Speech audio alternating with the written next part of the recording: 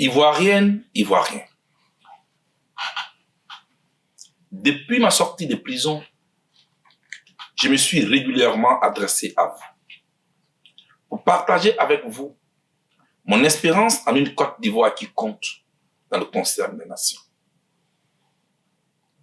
Ces différentes adresses m'ont aussi permis de vous exprimer mes inquiétudes ainsi que mes préoccupations en lien avec la situation sociopolitique de notre pays.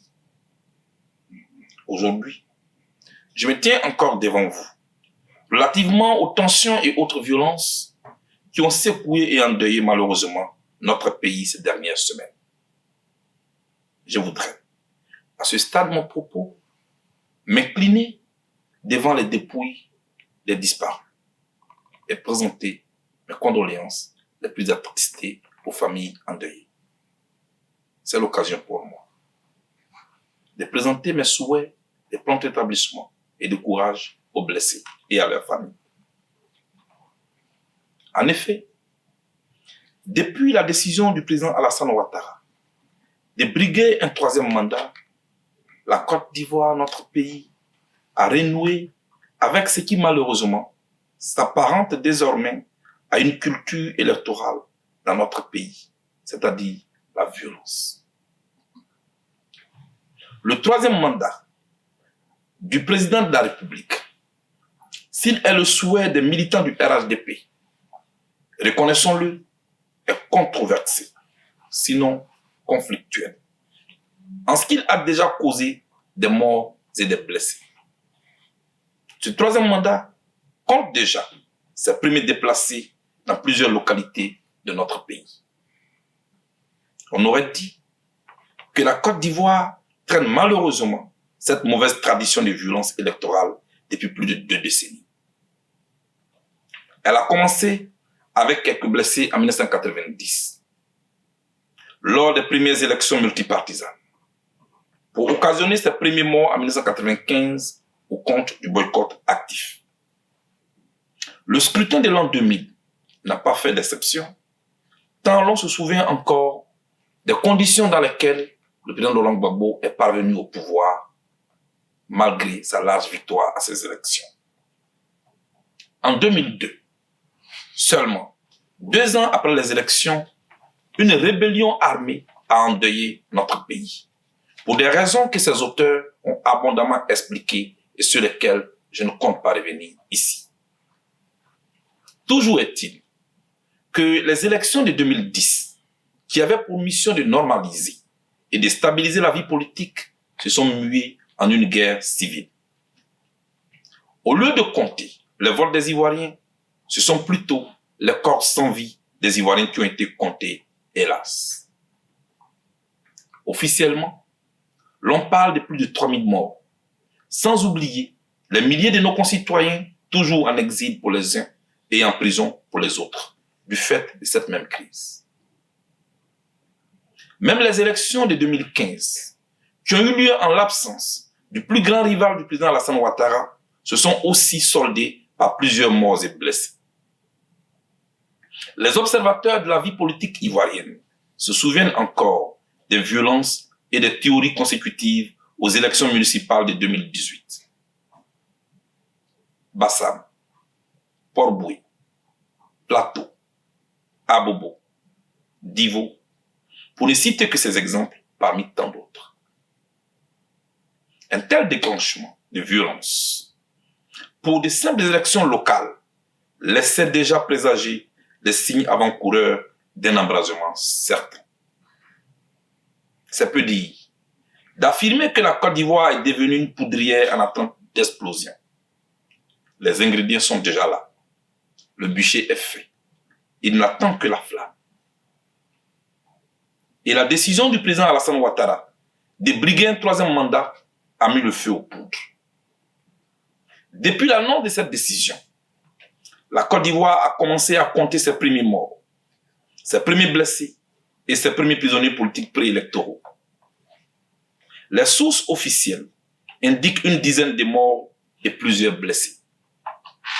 L'Organisation internationale de défense des droits de l'homme, Amnesty International, fait état d'agressions des manifestants par des milices armées proches du pouvoir. Si à Bonois, Miesan Kwao Arsène a été froidement tué par balle réelle, à Divo, c'est un autre jeune qui a été, quant à lui, brûlé vif. Bailly Alain Junior, originaire du village de Grand Bellam, dans la sous-préfecture de Djibiroua, a été tabassé par des jeunes miliciens. Après l'avoir mis nu, ils l'ont traîné dans toute la ville de Djibiroua, l'obligeant à scander des slogans à l'honneur du président Alassane Ouattara.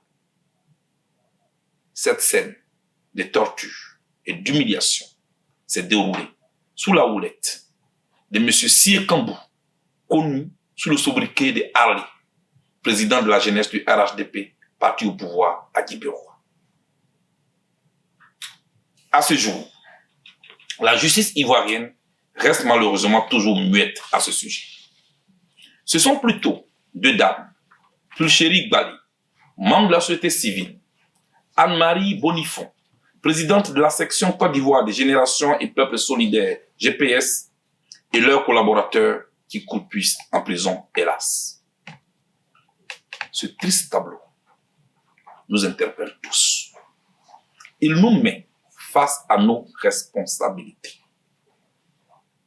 Compter des blessés et des morts avant, pendant et après les élections n'est pas une fatalité en Côte d'Ivoire. C'est pourquoi, comme je l'avais déjà fait en 2010, je voudrais, pendant qu'il est encore temps, tirer la sonnette d'alarme. Plus que jamais, notre pays est en quête d'unité. C'est pourquoi ces élections ne doivent pas se tenir.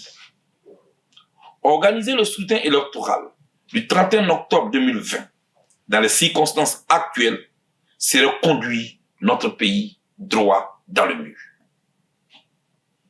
Il nous faut repousser ce scrutin, mettre ce report à profit pour organiser des assises nationales qui permettraient de rechercher le consensus. Ces assises nationales seront, à mon sens, l'occasion de réunir autour d'une table les forces vives de la nation pour discuter des sujets, même les plus fâcheux. Ce scrutin ne doit nullement être considéré sous la forme d'une compétition entre les courageux d'un côté et les peureux de l'autre côté. Il s'agit plutôt ici que nos égaux en souffrent, de rassembler les filles et fils de la Côte d'Ivoire en vue de sauver des vies humaines et de construire une Côte d'Ivoire réconciliée avec ses institutions. Pour une Côte d'Ivoire ambitieuse et unie dans sa diversité, source de notre richesse, il ne faut pas avoir peur de doter notre pays d'une commission électorale libre, libre de toute influence du pouvoir et des politiques. Il ne faut pas avoir peur des élections transparentes et inclusives. Il ne faut pas avoir peur de doter notre pays d'institutions crédibles et impersonnelles.